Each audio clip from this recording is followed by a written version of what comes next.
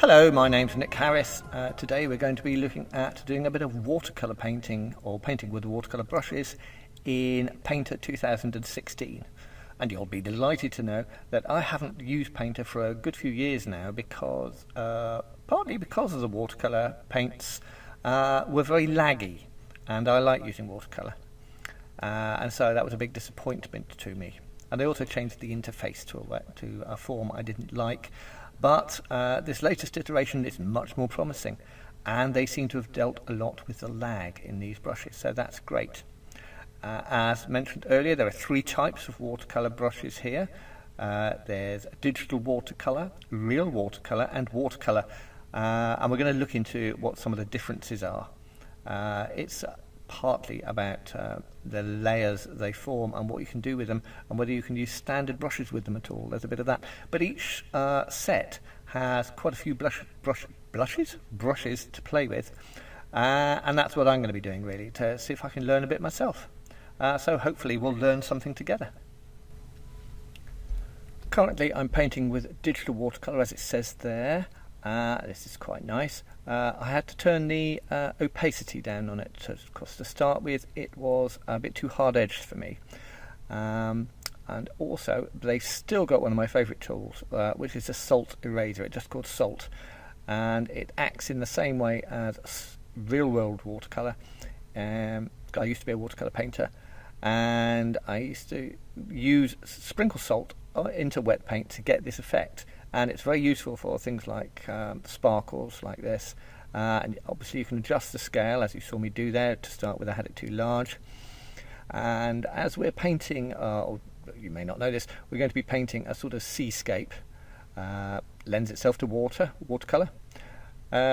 It made sense to use this for sparkles and that kind of thing. It's very useful for that kind of thing. And there's also in digital watercolour, that is. There's some nice blending tools. The thing to do with all the different sets, because they've got a lot of brushes in each set, is try them, find what you like, find what you don't, see what works for you and what doesn't, and then just use that. And at the moment I'm quite liking this.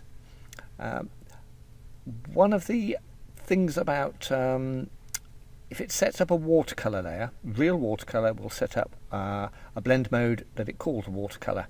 I have this set to multiply. Digital watercolour will allow that, which is more forgiving in the tools you can use with it. You can possibly use some of the different blenders and erasers with it. Which will help with controlling when you don't want such hard edges or the fringes that hopefully we will get as we play with this. What you'll actually find is that when you create a new layer and start painting with digital watercolour, it seems to automatically turn it to gel blend mode, which is okay. I just prefer multiply, because if you have to transfer it to another program, say like Photoshop or something like that, it definitely supports multiplier. I'm not sure how well gel transfers. I used to have the same trouble with the watercolour blend mode. That's just something I found that might be useful if you're going to do anything in another program with it. So anyway, I've got that layer to a more interesting state. So rather than just paint a completely new layer, what I've done is duplicated it, and now I'm working into that. So it darkens all the tones, and it'll give me a bit more control and the possibility of having more depth, because watercolour layers they're additive. The darker tone over darker tone will make it much darker. Lots of darkers in that sentence, wouldn't there? And now I've made another layer because I want to, in that same additive way, I want to make darker areas still. But I'm using real watercolour for this. Because we want to get some of those fringes in we were talking about, some of those more watercoloury looks, which digital watercolour, though great, isn't so good at that. It's got a nice watercolour effect, but it's not as convincing as these look. And the thing about real watercolour you will find when you're painting with it is, if you've ever have done watercolour painting, you have to wait for it to dry. Unless you're just working wet on wet all the time, you have to wait for it to dry to see what you've got. Sir Russell Flint used to, if I recall, wait several days for he would do a painting and let it dry for several days before he worked on it further, because then it would be pretty much set and wouldn't react too much with new paint you put over the top. Obviously with layers in digital you don't have to wait like that, but the wetting thing does still apply if you're working on one layer. Something that I don't think I mentioned in the accompanying text is that there's also a way of wetting the whole canvas. If you go to layers, you can wet the entire watercolour layer. And the same for digital. There's two different settings for that, for real watercolour and for digital watercolour, because they have different blend modes, so obviously they work slightly differently. But that can be quite useful if you want it to be softer edged when you're painting. So I'm using this layer to build up various tones, and I will include on that a shadow layer for the figure, and to make it stand out a bit, him, her, whatever it's supposed to be. I'm giving it more of a brown tinge for the moment. Also make it it's supposed to be kind of organic. Just muted out the background so you can see where we're at, and then back in again, and crisped up the drawing a bit. I did that. I didn't make you watch that. That'd be extremely dull and take up time that we don't really have. So this is kind of where we are, and I have put a solid blocked in colour, white for the moment, painted with the oil pastel on a separate layer put behind it, and because I like to duplicate things, I've duplicated that, and then by selecting the transparency, you have to go to layer, select transparency, just to isolate it. I've painted over it with a green colour. Got that. See how that works with it. White would be a bit bright, and while also when you get it below the layers of watercolour, you won't even notice it's there. But this way, you can see what you're doing more easily. I'm adding a bit of interest using body colour for this. I will go back over it with watercolour later. I know we're supposed to be concentrating on watercolour, but I often combine transparent and solid layers, particularly when using shadow, but often for colour as well. When I want to boost colour, I will use a watercoloury layer.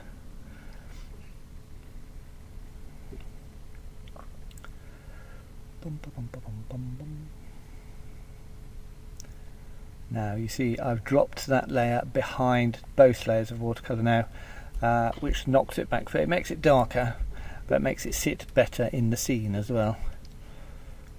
It all looks very cut out at the moment. Hopefully we'll make that better later.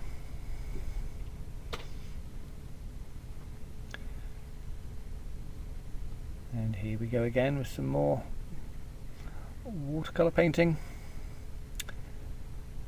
Done yet another layer. Yes, I do lots of layers. But then if I was on a real watercolour painting, I would just be laying wash over wash over wash, and that's all we're doing here, really. We're just isolating them a bit, that's all. For some reason or other, my computer went a bit laggy on this bit. It hasn't been doing that. It's been very, very good, very well behaved. But there must have been something else going on, running a silent scan in the background or something that it didn't like, and so I had to switch from real watercolour just temporarily. But then back to it again with a finer brush, and you can see where the watercolour strokes there are a little more ragged. There are some good tools in there that you can make if you want it to be more organic looking and have a little less control. You can, particularly as the paint's drying, you're not quite sure where the drying is going to end and where the fringe is going to be. And that can look very nice. It can look much more organic and natural, make it quite hard to tell that actually it's been painted digitally. And now I'm cutting back in with an eraser to sculpt some where some waves might be.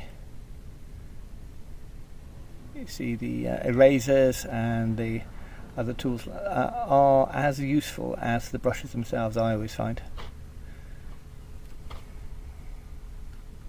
Treat them as a brush, don't just think of them for putting mistakes right. That's not what erasers are about. They are a tool you can use, so do.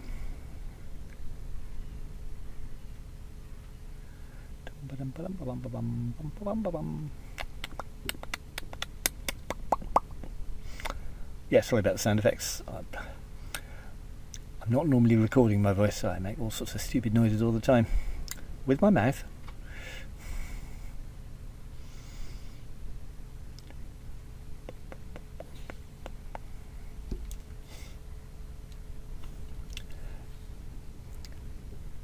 Yeah, they call it really dirty water, but I didn't find it too bad.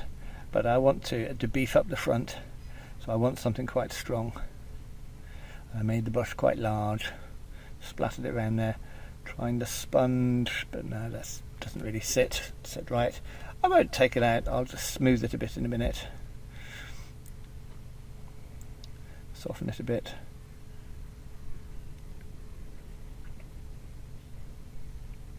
But interesting to note that now we can use the standard eraser on this. I think I was using watercolour there rather than real watercolour. It's going a little bit slowly. No, now I'll try the real watercolour wet eraser.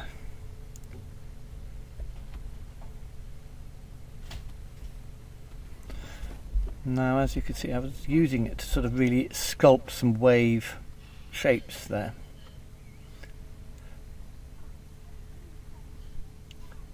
And I want to have the water sort of flowing past the rock or protuberance, whatever it could be. I'm going to make that look quite organic, so you're not quite sure what it is. In case you're wondering what the darker spot in the background to the left is, oh, I'm wondering that too. I haven't decided. I want something there, I don't know what yet. Meanwhile, back at the front, using a flow map fringe here. Yeah, what on earth's a flow map fringe? Well, I went for the word fringe because I wanted something a bit rougher, because I'm doing where the turbulence is in the water. But you can actually set a thing up called a flow map. If you go to Windows and scroll down to there's a thing there that's called flow map, and if you open it up, you'll find that you can set up more controls about how the paint, the watery paint, will interact with the paper, how it's going to flow. But to really take advantage of that, you have to use the brushes that are indicated that they have flow map qualities. I went for the option you can set up to the flow map is influenced by the current paper texture, rather than there's a range of, like in the paper libraries, there's a range of patterns and that in there, but none of them I thought really suited what we were trying to do here. Yeah, did a bit of work on the figure on the solid layer, just to give it a bit more volume and crisp things up a bit, but also on the shadow layer. So combined, it makes it quite a bit stronger, a bit crisper, because that will be the focal point. You do tend to gravitate towards looking at characters and that within a scene. Let's see, as I discovered earlier, you can use the standard eraser actually on most of the layers, it seems. I think I managed to do it on watercolour layers as well. That doesn't apply to all the tools though.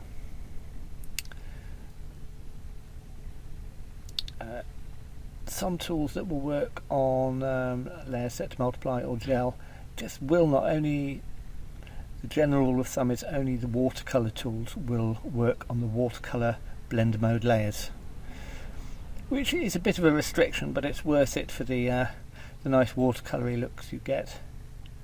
Again, a bit more building up the blues, actually bolstering his shadow. I have decided it's his shadow a little bit more, because we had a brown sort of underpainting. Now I'm sort of balancing it back with the sort of blue cast that most of the stuff has in this picture. Want it to look fairly cold and wet, and we will go for highlighted sort of sparkles and glints later to make things look a bit wetter, because with the best will in the world it's quite hard to go back to crisp sort of whites and glints when working with watercolour. In real world watercolour I would have gone back with gouache and put in highlights just to crisp things up for printing. Printing likes sharp edges.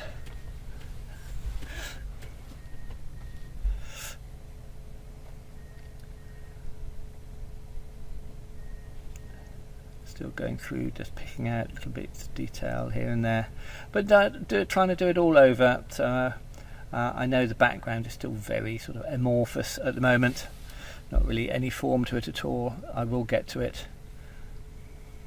Doing exactly the same things I'm doing here, working a little bit on the body colour in the background, but also on the watercolour layers as well. You're working with them together, they work in combination.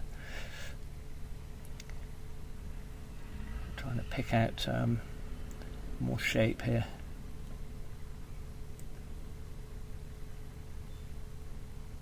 Now, when you're splashing about in the first place with the watercolour brushes, and you do it quite freely, you tend to find that as you're not exercising strict control over where you're painting, you'll get some areas that you have to kind of work at to get to do what you want.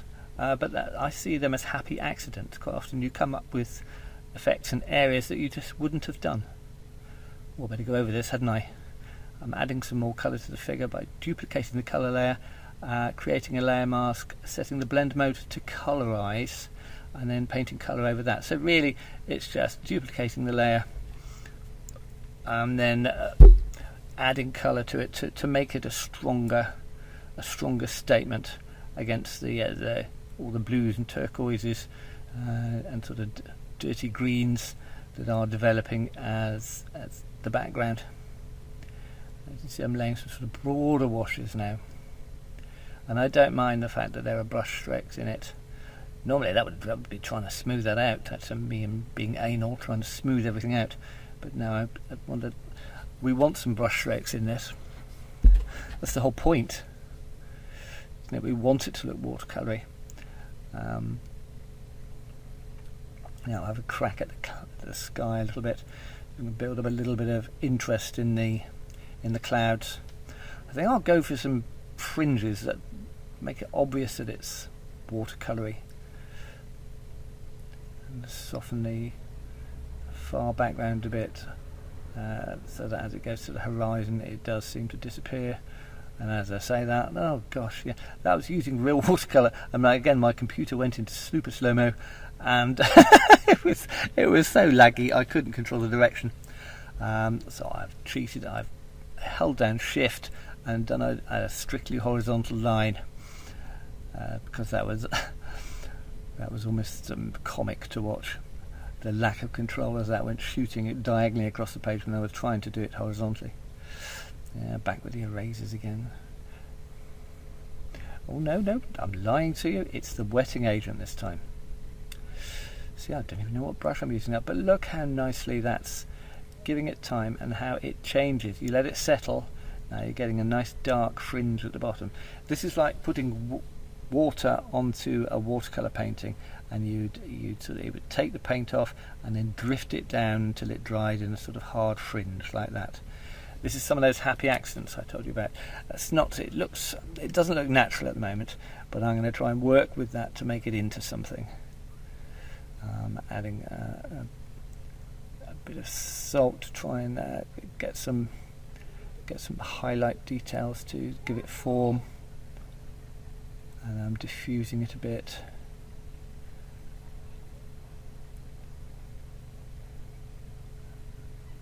Adding some splashes, trying to make it feel more watery, more wavy, splashy. As you must have realised by now, this is sped up about 6 times, and I'm having to do voice narration afterwards, because if I talked this fast, well, it'd be like the chipmunks, or a chipmunk. And also we wouldn't get it done. It would be such an enormous file for the vidcap. Just picking out bits here and there to try and give it more form. This is with the dry eraser, still in the watercolour category, I think. I lose track of which set of brushes I'm using because I'm darting in and out between them, and they don't seem to be jarring with each other, which is nice. So effectively, you've got a huge range of watercolour brushes you can play with. If you combine all 3 sets, you just have to be aware of the blend mode when you're working, which particular one you're in. Now, really beefing a couple of the foreground wave shapes up now. So we will have a definite foreground and background in a minute. It looks a bit dirty and brown, doesn't it? It's not a very nice day there. Now I'm trying to sculpt something out of that bit where we put the water on it, and then it sort of made those rather strange tube-like shapes, which weren't natural sea shapes. But I said we could be able to work them into something, and we will. We'll work them into something. It's getting there a little better. Now, you see, I had a layer turned off there, and I turned it on, that's why it suddenly flashed darker. And I'm moving things around as well to see how what I've done. Oh no, I remember what happened now. My watercolour layer had become a default layer because I'd done something on it and I had to change it to a default layer. If you want to return it to being a watercolour layer, what you can do is, if you drop it to the canvas, then you can, from there, you can lift it, you can raise it to being a watercolour layer again, and that's why it's popped up right to the top and become a watercolour layer, and then you can use all the same tools again that you were using before. Meanwhile, we've gone back to that cloud that I said I wanted to do something with, and we're using the wetting agent again, which I'm probably rushing at it a bit because I'm not giving it time to settle it. Oh, that's coming a bit too white. That's a bit whiter than I think I'd like it, but you can see you're getting that. It's bleaching out the paint and sort of pooling it down to the bottom, so we're going to get that fringe I said I'd try and get. It won't look natural, but it should make it obvious it's a watercolour that we're using, which is kind of part of the reason we're doing this, isn't it? Try and make it look a bit watercoloury, which is the thing I was trying not to do when I used to do real watercolours. I was trying to paint a picture. I didn't want it to look watercoloury, it just happened to do that. but I didn't use all the rough papers and stuff that some people do. I used to use not pressed illustration board, which, because it took the paint nicer and was quite nice to draw on, and hot press was a little bit too resistant to washes, and that it would take them, but they were a bit too dead and a bit too smooth. Not pressed did have a little bit of tooth to it, a little bit of texture, real paper texture we're talking about now, not digital. The base behind this is I think a fairly rough watercolour paper, though you wouldn't really know it. But if you wanted to exaggerate the effect of the watercolour look, you could enlarge the paper scale, maybe make it look coarser, so then the fringes would be more tempted to go into the gullies would be more noticeable in the paper. Yeah, see, that's quite a pronounced fringe on that cloud now. Getting darker again. Right, now to strengthen things up more, on one of the lower layers I'm painting with some colours with oil pastel, back to where we started, to firm up some of the shapes and just gain more control of it without having these washy things everywhere, so then you can enjoy things where they do move, where they do show movement higher up, well, upper layers I mean, not higher up. I'm not sort of painting over the monitor, you wouldn't see that, would you?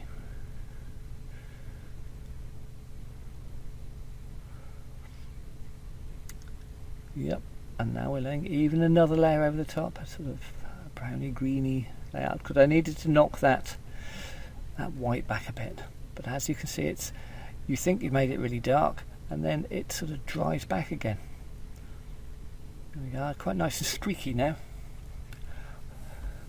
Looks almost like the hint of rain there.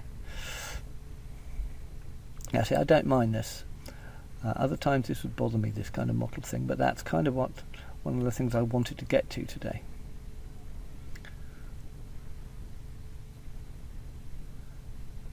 I'm doing the same over the figure, trying to beef that up a bit, just working on that layer, trying to confirm the shadow a bit stronger. I don't mind if it's not too crisp close to the edges on this, because part of watercolour, when you lay wash over wash over wash, unless you're using masking fluid, we're talking real world again, you would not naturally get very crisp edges, because each wash would bleed slightly differently to the edge, no matter how accurate you try to be, because you have to work reasonably quickly before it dries. Watercolour is all about moving a puddle about the page, that's how it's described to me, and that's exactly how it felt to me when I was doing that. Now it doesn't work the same in digital, it doesn't feel quite the same, because you're not racing against time to keep a puddle from drying. Though, as you've seen in real watercolour, it does dry back, but it seems to sort of shrink towards the middle. But I think there are probably controls in here that I haven't got to yet, that you can do something about that and control the direction it dries as well. Particularly with the flow mop things, flow mops, that's what you do the kitchen floor with. This is me trying to do some erasing on that. We're getting better now. It just wasn't showing up before. Trying to sculpt a bit more form into that over how dark I've made that. Excuse me, is to allow myself to cut back and give it shape again.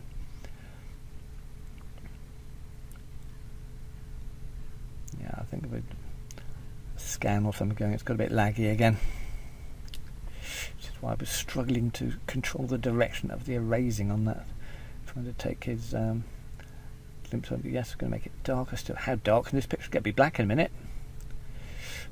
But the whole point is, we had vertical sort of banding, now we've got a bit of horizontal banding, and now that was a bit too strong, so I've done a bit of diagonal marks there. I don't mind that it's bled away from the edge a bit at the top left corner. It's going to be too dark. I'm not going to leave it this dark. This is it's done so I can work back into it. There we go. Now what I've done, I've actually raised him up above one of the watercolour layers to get him to stand out more. Don't want him to zing too much, as I said, because we don't want things to look cut out. But and I've done a couple of highlights as well. They're not quite finished yet, but there's more or less where they're going to be. And I've added some pattern to him, but I probably did that a lot earlier and didn't mention it. You see, I'm cutting away in the background again at the moment. It's on one of the upper washes, but it covering everything. It's this sort of unifying wash. So I'm now sculpting a bit of background cloud there, letting that shrink. I don't know, I might have to soften that a bit. Taking a bit off the front here now. I'm actually now taking some off, now putting some back on again. Never happy, are they? On, off, on, off. You can see some of the sort of tide marks of the watercolour in the background, and to the left, just where the dark shape is that I still don't know what it's going to be, I did some very large salt. I blew the salt up the eraser at one point on one of the layers, and that's what that sort of slightly dappled look is. See, and then I do eventually decide what I'm going to do with that shape. I'll make it a sort of turtley thing, because, you know, why not? Yes, there's no rhyme or reason to it. That's just what I felt like. And I've just contrasted things a bit more to get him to... It was getting very dark, and I've put more detail in the background. And that's probably more or less where I'm going to leave it. And I hope that you will decide you will going to play with the Painter watercolour tools, because they're really worth the effort. Please do. And with that in mind, I will see you next time. Right, bye.